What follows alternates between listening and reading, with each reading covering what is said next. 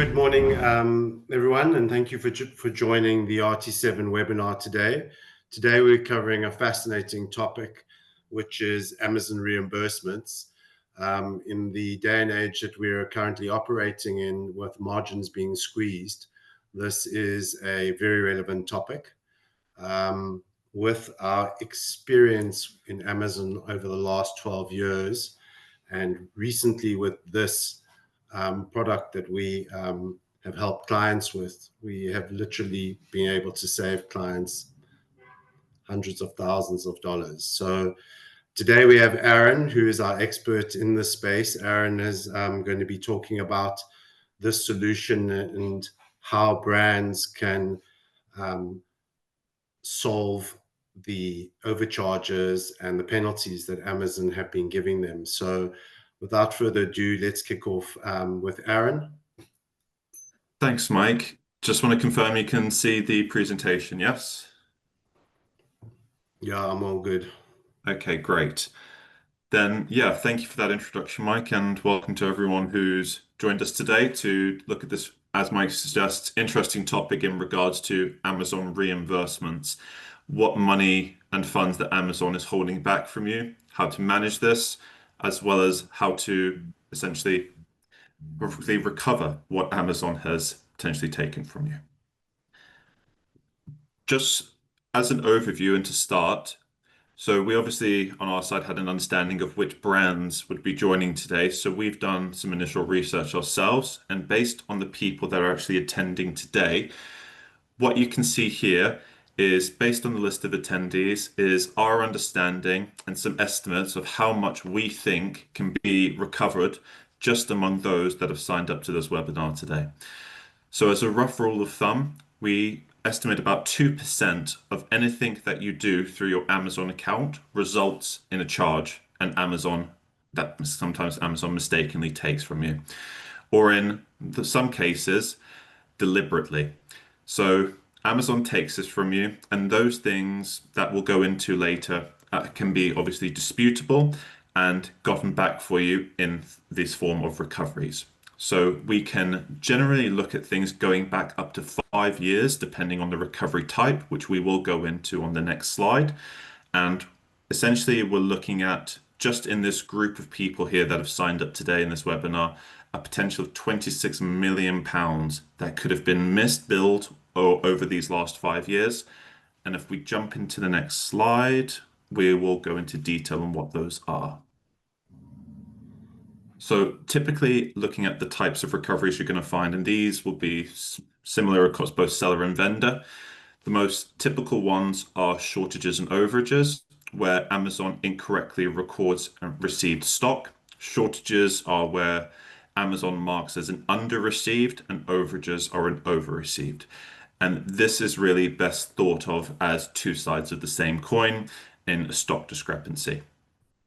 When we're talking chargebacks, these are typically defined as fines for policy violations, sometimes tied into the incorrect shortage or overage. And then in regards to co-ops, these are the agreements that you have at the beginning of your account term with Amazon, and essentially are billed from Amazon in various services that you would have agreed to. And then returns. You have returns, obviously, which can be, of course, for damage or overstock, and or others that potentially can be misclassified. So just going into a little bit more detail about what the shortages, overages, and chargebacks really are. So shortages and overages, again, as I mentioned, are stock discrepancies and occur in both Amazon and seller accounts. And how they are handled really differs depending on which type of the account you have.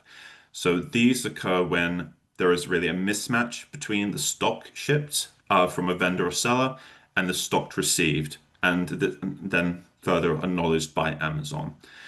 In vendor accounts, discrepancies can lead to really complex trail of invoices and shortage claim reversals, also known as SCRs. And this can then create an invoice trail that is difficult essentially to track and reconcile. For the likes of Amazon sellers specifically, those using FBA Shortages occur when the stock is sent to FBA warehouses and is reported as under-received. You're then able to create a case where Amazon has to go and investigate. In some cases, Amazon can then find the stock. In others, it is misplaced, and you would then go on to typically claim. So these, you do have a typical limited window in terms of claiming. It's typically 90 days for a seller account to dispute these shortages. For vendors, you can look back, as mentioned, years. When we're talking about chargebacks, so these again are typically fines or penalties imposed by Amazon for various infractions, they would call it, such as late shipments or non-compliance with packaging requirements. So again, these are really more common in vendor accounts and can be contested. So while you're disputing these chargebacks, you can, however, have lower success rates, and many chargebacks result from Amazon's mischarges, so providing grounds for dispute. And then the likes of vendors and sellers, what we really highly recommend is a very proactive approach to managing these disputes and discrepancies and chargebacks. So this involves regular auditing, understanding Amazon's operational nuances, and of course, staying vigilant about every transaction and invoice and what has been received and marked in Amazon. So taking all this into consideration, really, the challenges is often exaggerated by the need to navigate Amazon's complex and sometimes opaque systems. Amazon does purposely, we believe, make it that difficult for you to identify where you are losing money. And obviously, by the system of going in and archiving these reports after a period of time, it's important to stay on top of these at all points in time. Touching more really on the co-op side of things. So you'll all be aware within a vendor account environment, your co-op agreements with Amazon are vital. So these really are enabling everything from marketing initiatives to your allowances. And these are set up really as one-off payments for things like events or your monthly contributions for said services. So these again are essential to identifying and resolving two issues. One, where we touch on, is the erroneous billings. And this helps to identify and resolve two issues. So where Amazon incorrectly bills for non-existent or pending agreements and overbilling based on really more inaccurate data. And then more regular audits can obviously be taking place to safeguard against these kind of financial discrepancies. So it's also worth really assessing whether certain co-ops serve in your best interest, or if they need to be renegotiated when your contract does come up with Amazon, or potentially cancelled or moved into a more beneficial service for you. So really staying proactive and understanding these is essential to understanding how you are being billed or how you are being billed incorrectly. So we'll touch on that a little bit in a later slide with a little bit of an understanding of one other one. Coming to here, returns, very vital for the likes of vendors and even sellers. Vendors specifically, we should be alert about the Amazon return practices, as items often get returned, marked as damaged or as overstock, but are mislabeled or damaged further in the transit of that stock return. So if you yourselves have a no overstock or no return policy, but Amazon is returning them to you as damaged, what you have to do and be mindful of in this case is photography is everything. You would take photos of what has been received. If Amazon's claiming it's damaged, you take a photo. You're understanding that the product's not damaged. You send that back to Amazon. It is something you can raise a case and dispute against. Things like insufficient packaging by Amazon is another typical one that causes of such damage. In the Amazon ecosystem, it's really about an unfair situation that Amazon puts us all in, where they care deeply for the customer and will, in the cases that they feel additional packaging needs to be added in the delivery and last mile to the customer, they will do and charge you. In the case of product needs to be returned to you for whatever reason they raise. They take less care in the actual handling and packaging, send it back to you. It is then damaged. It is then unable to be sold. And again, you are left out, but then in that case, needing to raise a dispute or a case and charge Amazon for it. It is a vicious cycle. Unfortunately, Amazon put us all in. When we're talking about the right to challenge these returns, so again, as I've mentioned, so particularly when these contradict, I would say, the agreed upon terms of, or when undamaged stock is sent back or damaged, this should be logged quickly in these situations, and disputes must be filed within 30 days and often require, as I mentioned, photographic evidence to substantiate these claims. So can't recommend more staying vigilant about the condition of returned items and what that says against the co-ops that you've agreed to as a business, so you can avoid undue losses. Looking next into why is this so hard for brands to manage themselves? Unless you've got a dedicated point of contact or a team looking at this vigorously, dealing with the Amazon inventory situation can be a massive task for vendors depending on the size of your catalog. Firstly, Amazon systems themselves aren't that fantastic in terms of registering receiving of goods. It's not perfect and mistakes are made, so leading to what we call, as mentioned, shortages and overages. Overages are particularly tricky, of course, because there's no straightforward way to report them. Amazon does unfortunately not notify you when they have occurred, and it requires pulling receipt data to track these. So shortages, on the other hand, can of course lead to paper trail nightmare. Amazon creates what we call the shortage claim reversal, the SCR you may have seen in your accounts. But there is a catch to this.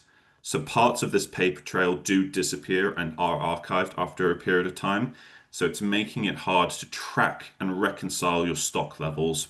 So we have seen these trails go as far as up to 20 instances where you have a shortage claim reversal and then additional shortage claim, shortage claim, shortage claim, shortage claim into one invoice, where the final invoice is then so much deleted and the parent is archived. So keeping it nearly impossible to track unless you know where to look. This leads into, again, of course, several issues which you may all be facing. So you end up with incorrect stock positions, which can mean missing out on sales or overstocking. You've got co-op charges, again, piling up, which might be incorrectly billed to you. You've got chargebacks and then penalties, of course, by Amazon themselves, which may be in an accrual applied. You've got deliveries that should be invoiced and somehow slip through the cracks. And you've got paperwork that piles up, turning into an administrative nightmare to tackle. Especially if you don't have a team that understands what all of these terms like SCR, shortage claim, and shortage claim reversal actually mean. It's going to be hard to actually allocate these into your finances. Really simply put, to manage these challenges effectively, you need to have a robust mix of technologies, systematic processes, and specialized staff. And a lot of times, resources that are often stretched thin. That's why managing really Amazon inventory as a whole isn't just a task, it's a full-fledged operation at the end of the day. So how I just want to break you there quickly. I've got a question. What is the typical timeline for recovering funds once a claim is submitted? Is that something you can just give us before you go into the next slide? Sure, Mike. It very much depends on the type of claim that you're talking about. If it's as simple as a shortage or overage, overages typically you would get back quicker because it's easy to identify with Amazon and make them see where the overage has occurred and get paid back. Shortages are a little bit more of a tricky one because although Amazon do request data from you, such as your original PO, shipping manifest, and proof of delivery, it's actually an Amazon policy at the same time that they don't acknowledge any documents that you then do provide unless it comes directly from them. So those typically go into a lot more longer, I would say, of a process to reclaim. But we've had great success with those when we're managing in bulk. Hopefully that answers this question, but the typical answer is it really just depends on the type. Thanks. So the slide we're looking at here now is just a snapshot in regards to how we manage this service on behalf of our clients and the workflow that we implement into trying to recover on behalf of our clients. We first start with a systematic approach to the recovery process when dealing with the Amazon inventory errors. We begin by, of course, understanding the landscape, auditing the account as a whole, and creating tracking sheets. Important, of course, to monitor stock levels, the shortages, the overages accurately. And then this lays the foundation for what we call our next steps. So we've gone and we've got our ducks in a row. It's now time to really address each discrepancy with the dispute and every shortage and ensure that each overage is really invoiced appropriately, leaving no stone unturned. Again, this goes back to talking about the hierarchy of different charges and how Amazon separates out your invoice based on the shortage claim reversal, and so on and so on. It's easy to identify, of course, at the start if you see one gaping hole in regards to opportunity missed or where something hasn't been paid. It's then going into the finer granular detail within that that's going to make your case successful. But again, it doesn't stop there. So we circle back for a second round of disputes and shortages, ensuring that we've covered all the bases. And also we take another pass at overages, negotiating diligently to recover as much as we possibly can on behalf of our clients. Simultaneously, we would then conduct a thorough audit of the co-op agreements, and this we ensure to be able to not being inaccurately charged under these agreements.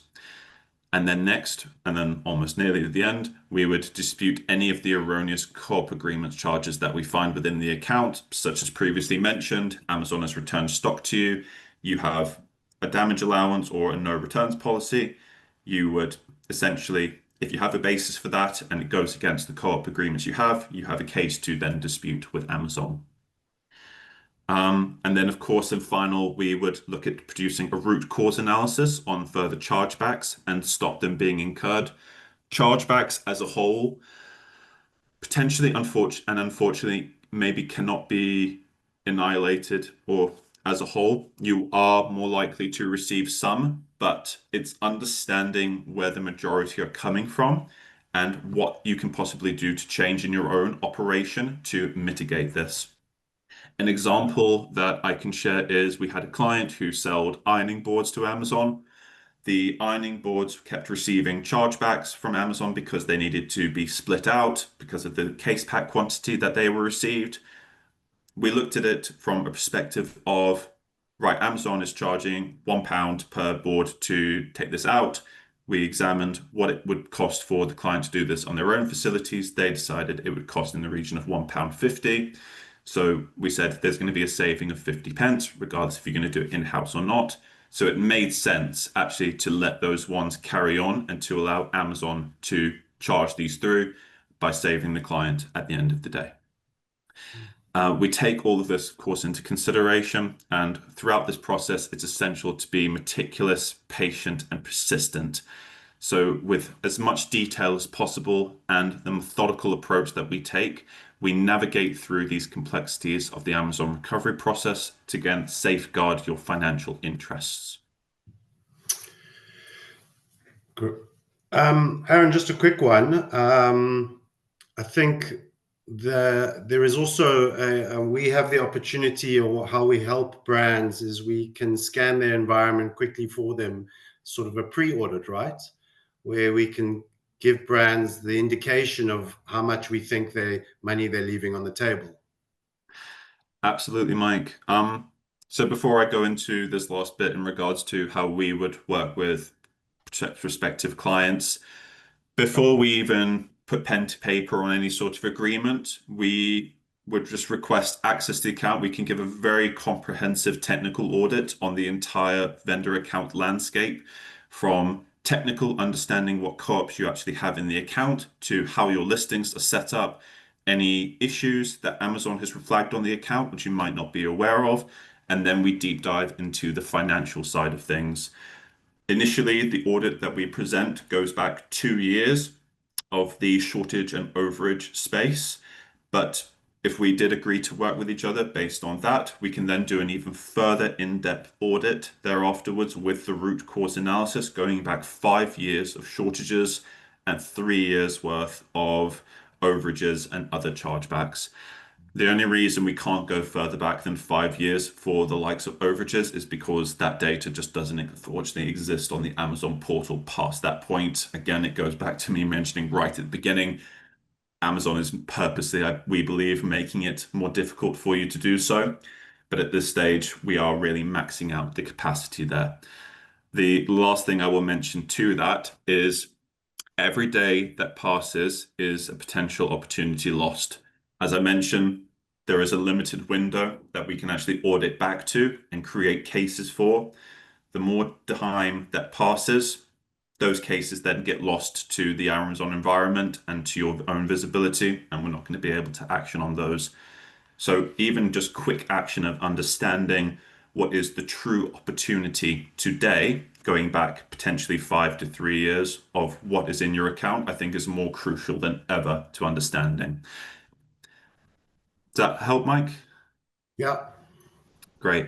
I think that all kind of ties in nicely now to this next piece. If just giving you a bit of an understanding to how we work with our clients and what they receive from us. So in regards to reporting, it's each month you'll receive a comprehensive report from us. And this is really just a summary. It isn't just a summary, sorry. It details every amount we've successfully recovered on your behalf, including the specifics of the invoice and how that relates back to the original purchase order.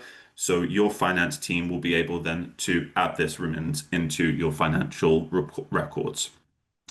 We of course then will understand that of course that upfront fees can be a barrier to some companies, which is why we operate actually on a no upfront fee model. So our comprehensive solution really is based on we will front load all the work on your behalf, understanding that for any amount recovered and confirmed to be received back into your account, we look at a 25% commission on anything we recover. And this means our success rate is directly tied into your financial returns. So again, a no-win, no-fee scenario. We work completely in the background on your behalf, not asking you to contribute in the slightest, and we let you know when Amazon has returned money to you. So it's important, obviously, to set a realistic expectation about this Amazon recovery process. Amazon is not known for its speed, as I'm sure many of you are aware on these matters. They love taking money, but they hate giving it back. So in this, typically, it takes about 6 months, I would say, before any significant recoveries are paid out. And really, it's just due to timeline. So we manage these services under a 12-month agreement, ensuring that we have sufficient time to work and navigate the complexities of the Amazon process and maximize your overall recoveries. But in short, our reporting keeps you in the loop, and our fees are a result really based on the work and the output that we're able to achieve on your behalf. And yeah, I think the next step for any of you, if you're interested, would just be looking at a potential audit to understand and compare also to your own results that you may be managing in-house. Aaron, thank you. That's amazing. I think one of the things that maybe was missing from the slide is we also, once we've done this recovery process for you and cleaned up the space, we also train the staff. So we have a training element where we actually go in and train your teams to identify these challenges going forward. And I think that's important from a longevity point of view. That's absolutely right, Mike. So it ties in actually quite nicely with the root cause analysis I mentioned. There might be an understanding of where your chargebacks are coming from. So similar to the example that I mentioned in regards to the brand we worked with who sold on the ironing boards to Amazon. It was from that root cause analysis and going into training with the client. There were among many other reasons why they were receiving chargebacks. but helping them to understand that and then also how to mitigate it. As mentioned, also the realignment or adding these finances back from 5 years ago into your P&Ls can also be problematic for most finance teams unless they're trained on the intricacies of Amazon finances. So that is again something we will teach your finance team how to reallocate those funds back into a previous P&L or into your current one. Fantastic. So I see that we've got a hand raised from Marcel. Do you want to maybe drop a quick question in the Q&A? So I can, anyone who wants to ask a question, please, if you can just drop it in the Q&A. I see from those brands there are a couple missing on the sheet. And I'll just say this in this audience, that we look after some brands that absolutely have massive portfolios and have extreme challenges in this environment. We can't share who those are, but we can tell you that we've done some wonderful work for them. So, yep, here we go. So, yeah, I think Marcel is part of the RT7 team. So he's working in our German market, and basically, you know, we have in our staff, we can help you with this space, and yeah, we cover the German market. Well, in fact, we cover the entire EU market, UK, and actually US. And I see that we have brands here today from all of these spaces.